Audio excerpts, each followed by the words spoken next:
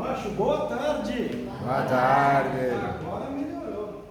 Depois de ouvir a apresentação do Cristóvão, fiquei até mais empolgado com a palestra, viu? O tema que nós vamos conversar hoje é verdadeira pureza, mãos não lavadas.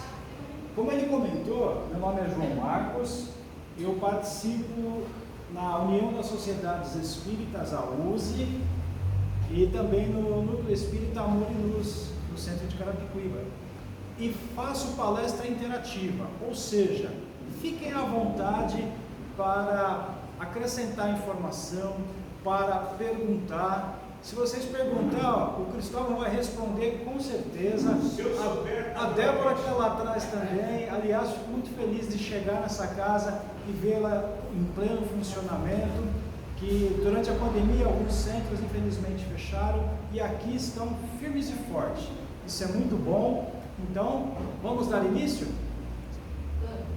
Bora! Esse assunto está no capítulo Bem-aventurados os puros de coração, que é o capítulo 8 do Evangelho segundo o Espiritismo. Quem puder em casa depois dá uma olhadinha, que é muita coisa interessante que tem lá, muitas informações importantes que dá para a gente trazer para os dias atuais. É tão interessante que Jesus esteve aqui há mais ou menos 2000 anos e a sua filosofia, a sua maneira de ser ainda está atualizada. E infelizmente nem sempre conseguimos pôr em prática esses ensinamentos.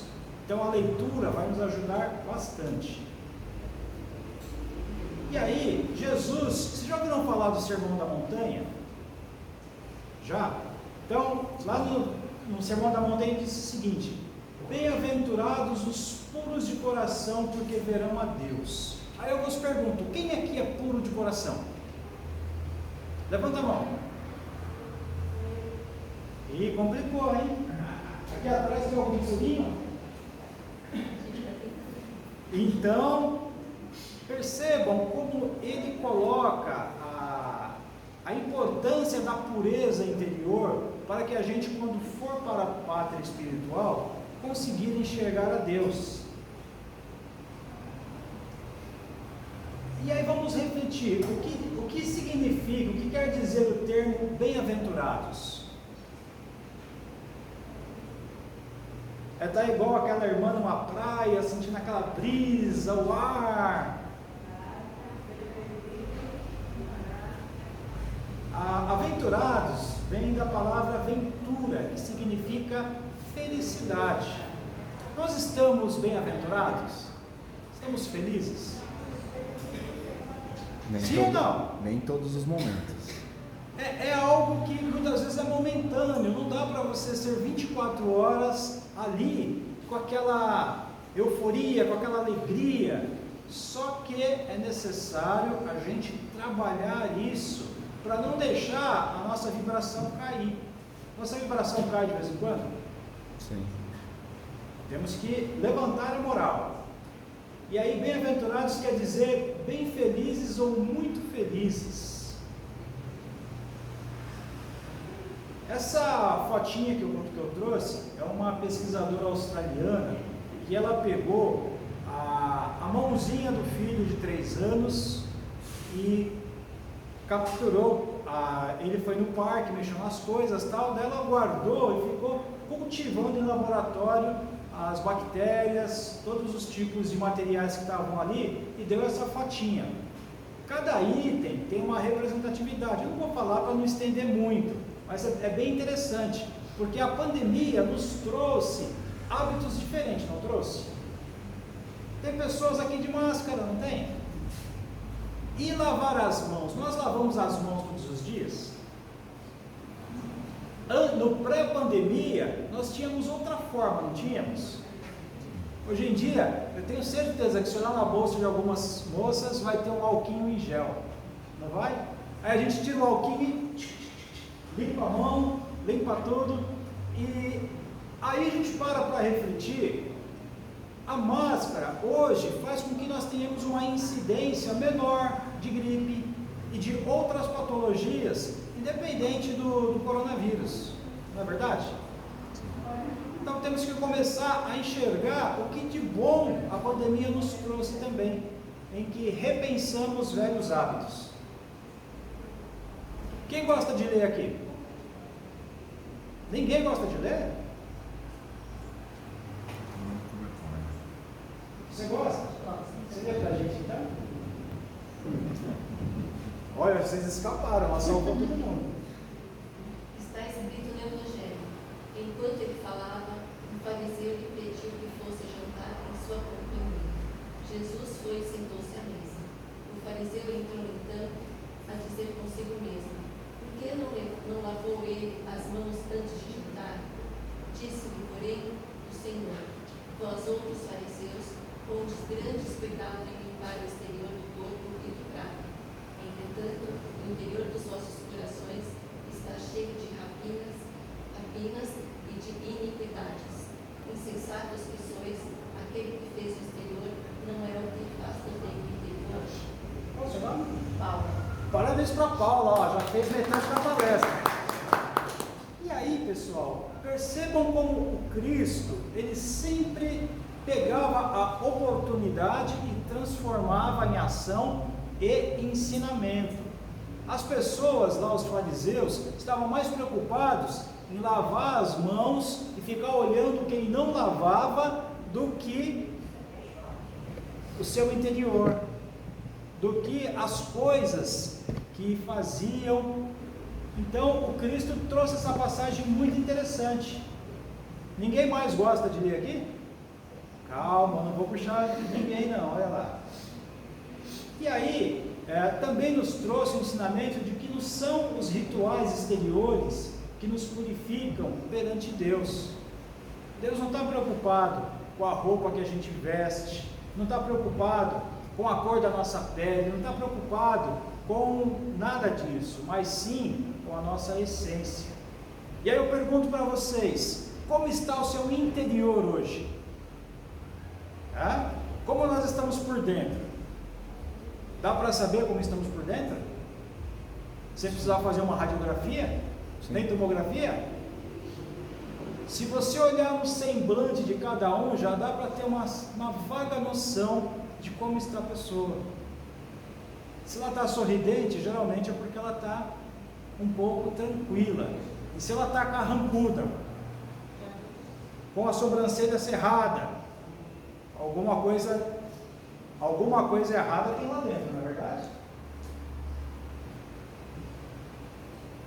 Então vamos lá, do interior do homem é que procedem as boas ou as más qualidades.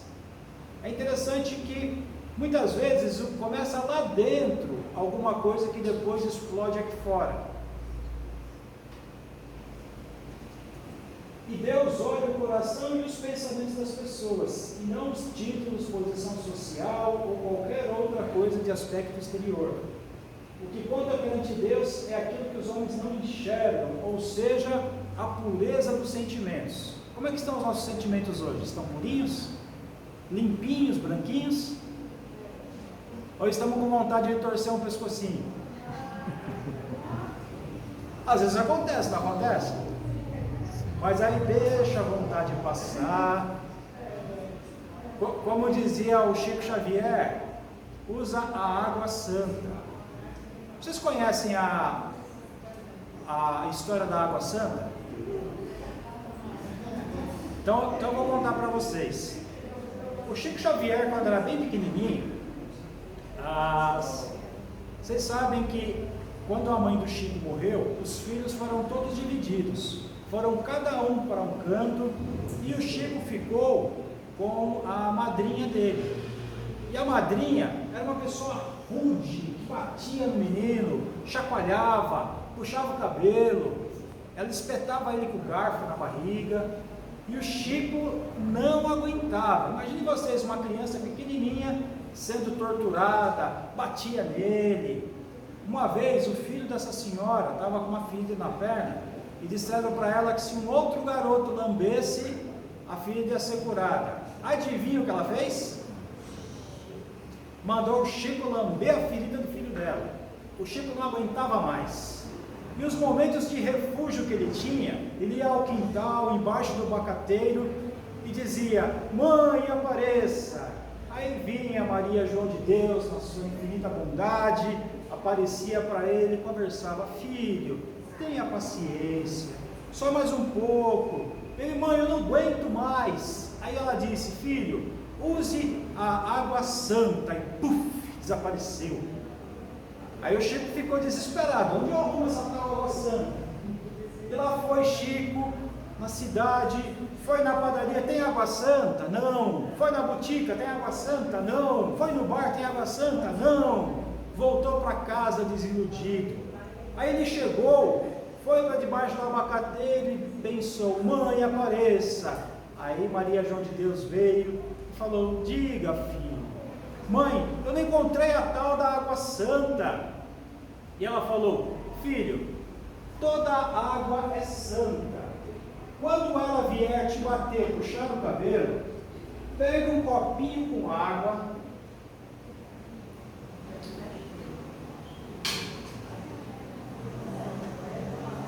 e tome, coloque um gole na boca e não responda, que você vai perceber a mudança que vai acontecer. E a partir daí, o Chico começou, toda vez que ela vinha falar qualquer coisa, ele punha um copinho d'água na boca. Aí ele ficava, ela chacoalhava o Chico e ela puxava o cabelo e o Chico, ela xingava e o Chico, aguinha na boca. Aí ela começou a mudar o comportamento e disse: puxa, esse menino é um santo. Eu bato, espeto ele com um garfo e ele não fala nada. Aí ela foi mudando o comportamento, e nisso Deus mandou um anjo, que foi a dona Cidália, que casou com o pai dele, reuniu todos os filhos, e aí o restante da história fica para outro dia. Mas, ou seja, na nossa vida, quando tivermos um problema, ao invés da gente ficar com vontade de torcer o pescocinho da pessoa, põe água santa na boca, põe um copinho de água, e vocês vão perceber como não vai ter briga, não vai ter treta. Porque a gente não consegue xingar com água na boca, não é verdade? A gente não consegue revidar se a boquinha estiver cheia d'água. No máximo que pode acontecer é você espirrar água na pessoa, mas aí já é um outro nível de problema. Mas vamos usar essa técnica do Chico e usar a água santa. Como é que é o nome? Água santa. É, muito bem. Então vamos lá, gente. O que significa puro de coração? Todo mundo está purinho aí de coração?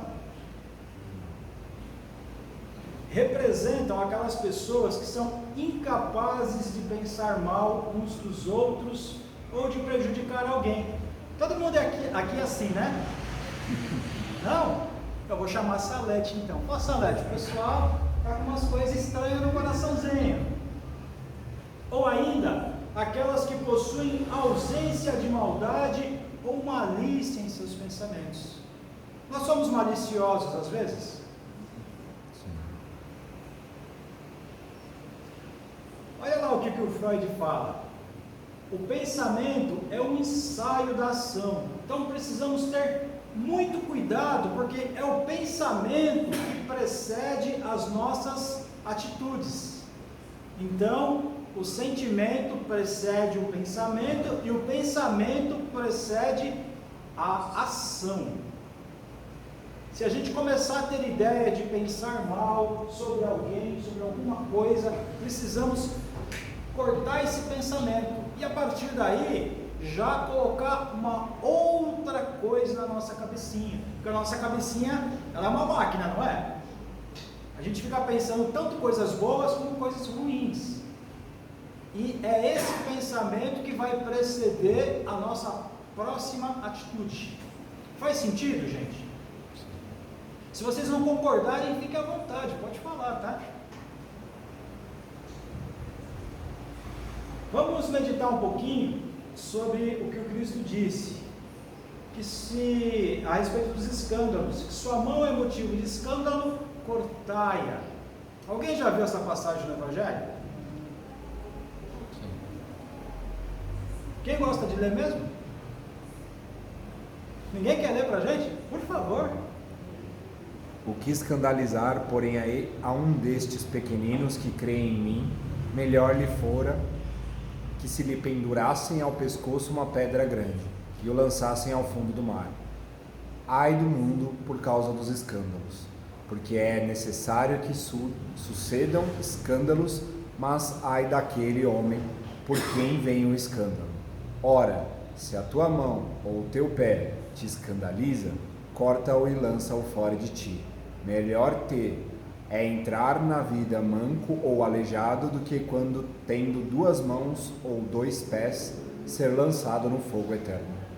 Palmas para o nosso amigo, ó. Mais um palestrante nascendo aqui. E se o teu olho te escandaliza, tira-o e lança-o fora de ti. Melhor te é entrar na vida com um só olho do que tendo 2, ser lançado no fogo do inferno. Vede, não desprezeis alguns destes pequeninos, porque eu vos declaro que os seus anjos no céu incessantemente estão vendo a face de meu Pai que está nos céus, porque o Filho do Homem veio a salvar o que havia perecido.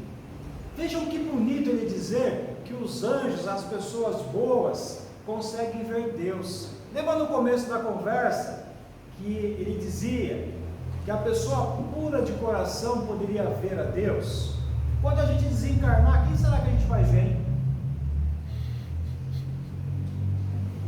Vai depender de como está sendo a nossa atitude e pensamento hoje. Vamos fazer um comparativo?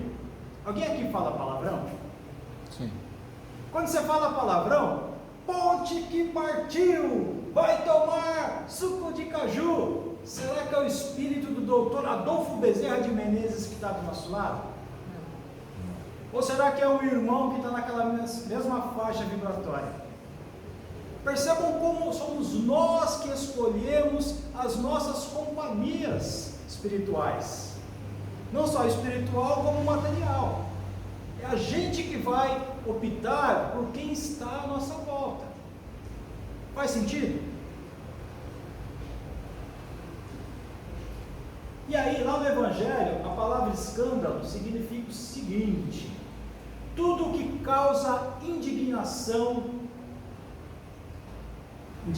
justa, o que cria dor e sofrimento para si e para os outros, o que causa quedas morais para o homem. E às vezes um escândalo não pode derrubar a gente. Cortar mão ou pé quer dizer fazer os sacrifícios necessários para corrigir ou eliminar uma imperfeição grave de nossa alma. É uma aplicação extrema da lei de causa e efeito, apenas com um sentido um pouco figurado, porque o que nós estamos fazendo hoje vai ficar gravadinho, guardado no nosso perispírito, para que na próxima existência a gente nasça um pouquinho melhor ou fisicamente um pouquinho menos evoluído. E aí a gente tá bom, mas não quero pensar na próxima vida. E nessa vida? Muitos problemas que nós temos são raízes de coisas que fizemos lá atrás e que está tendo hoje o resultado. Se a pessoa não fez bom uso da palavra, ela pode voltar com algum problema na fala. Se a pessoa não fez bom uso da visão, ela pode voltar sem enxergar direito, e assim sucessivamente.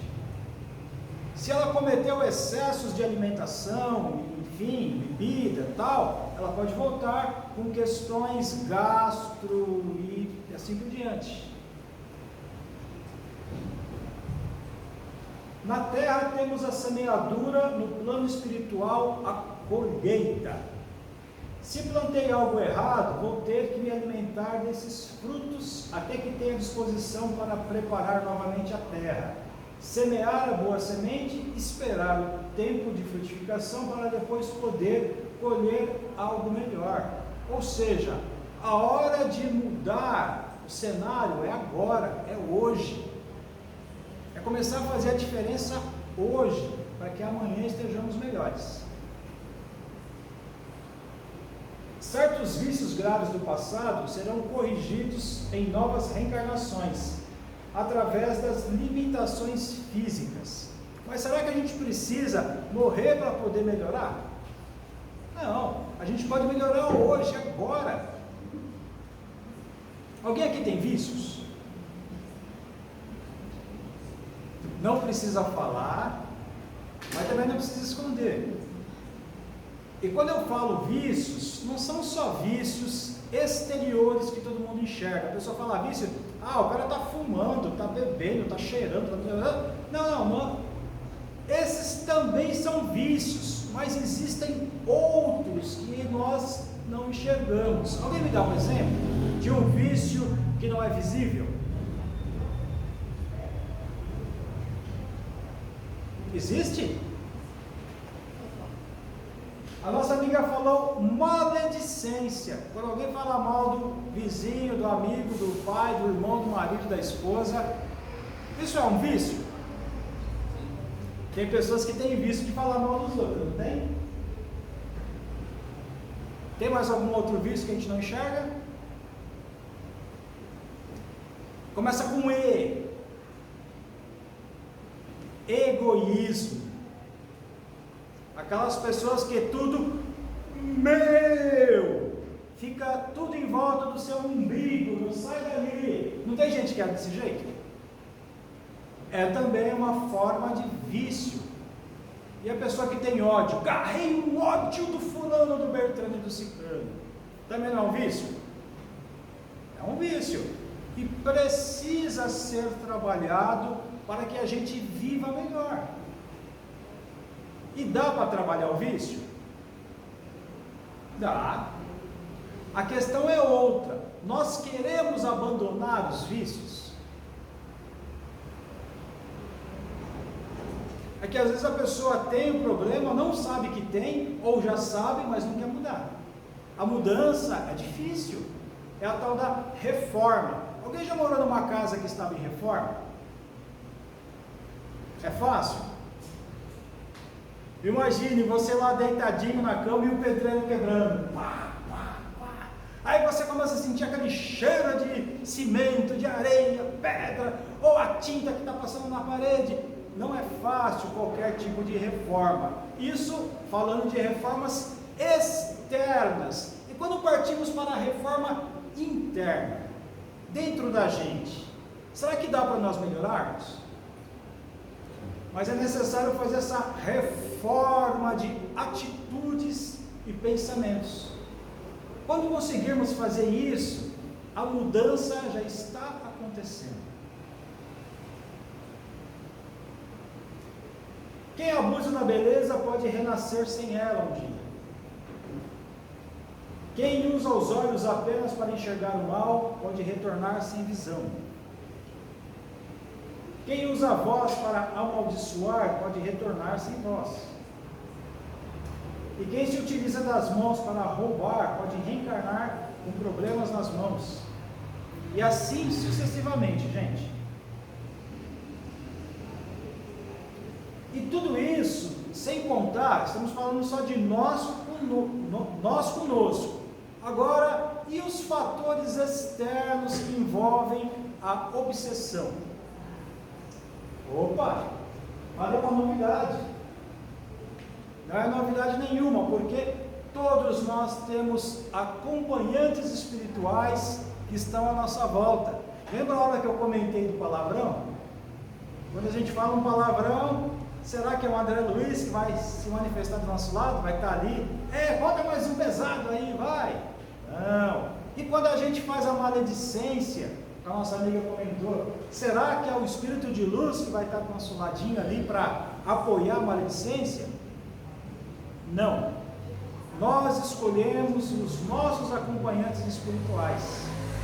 Eu não estou enxergando o relógio. Eu ia contar mais uma historinha. Dá tempo? Dá, né? Eu tenho um amigo que ele participa de reunião mediúnica E certa feita, um espírito se manifestou e disse para ele: meu irmão, muito obrigado. E foi embora o espírito. Aí na reunião seguinte, de novo se manifestou o espírito e disse: meu irmão, muito obrigado. Na terceira semana se manifestou o espírito, o que ele disse? Meu irmão, muito obrigado. Na quarta semana, quinta, sexta, na 10ª semana, ele falou: eu não aguento mais. O que eu te fiz para você estar agradecendo? Eu não sei por que você está pedindo obrigado. Daí ele: não, eu vou contar para você, calma. É que por sua causa nós paramos de fumar. Ele: oi? O dia que você colocou como objetivo que ia parar de fumar, eu e os outros 8 pensamos: deixa esse tonto querer parar, deixa ele largar, que a gente encontra outra pessoa para fumar junto, porque quando você fumava, nós utilizávamos o fluido, nós fumávamos junto com você. E aí falamos: vamos buscar outro. Só que na busca de encontrar, a gente ficou perdido, não tínhamos afinidades com outros encarnados. E aí pensamos: se aquele tonto consegue parar, nós também conseguimos. E foi nisso que você nos ajudou, e por isso que eu estou aqui sempre te agradecendo. Muito obrigado. Percebam como as nossas atitudes podem também ser positivas para os desencarnados. Já pensou que legal nós conseguirmos mudar a opinião de um espírito de alguém que está desencarnado? O exemplo é a melhor forma de ensinar que existe. Nós podemos, através da nossa conduta, trazer exemplo para os filhos, para amigos, parentes, vizinhos, todos que estão à nossa volta, e também para os encarnados e desencarnados. Faz sentido? Dúvidas? Perguntas? Podemos encerrar? Podemos ir embora para casa? Não? O que falta? A prece. Sou eu que faço a prece? Então, mais uma vez, vamos agradecer ao alto, a Jesus, por permitir que tenhamos acesso a tantas informações, e pedimos, Mestre, dai-nos forças para pôr em prática as suas lições, e rogamos que o Senhor também nos fortaleça diante das dificuldades que a vida nos apresenta. Dai-nos forças, Pai, para superar problemas de saúde, problemas financeiros, problemas de ordem amorosa, de qualquer natureza. Ajuda-nos a refletir o que temos a aprender com aquela situação. Pai, rogamos que a Tua luz também esteja presente com aqueles que estão em dificuldades, com aqueles que estão em conflitos, guerras, que o Senhor possa auxiliar, que o Senhor possa iluminar e trazer um pouco de conforto e alento. Mestre, que as suas bênçãos recaiam sobre os nossos governantes, para que tomem as atitudes necessárias para o bem-estar da nossa população. Pedimos pelos governantes mundiais para que também promovam a paz e que leve um pouco de alívio para aqueles que estão cansados e sobrecarregados. E que o Senhor continue também a nos amparar diante das dificuldades. Obrigado, Mestre. E que todos que aqui estiveram hoje nessa casa possam regressar aos seus lares, repletos da Tua luz, do Teu amor, e possa compartilhar nesse início de semana com todos. Muito obrigado e que assim seja.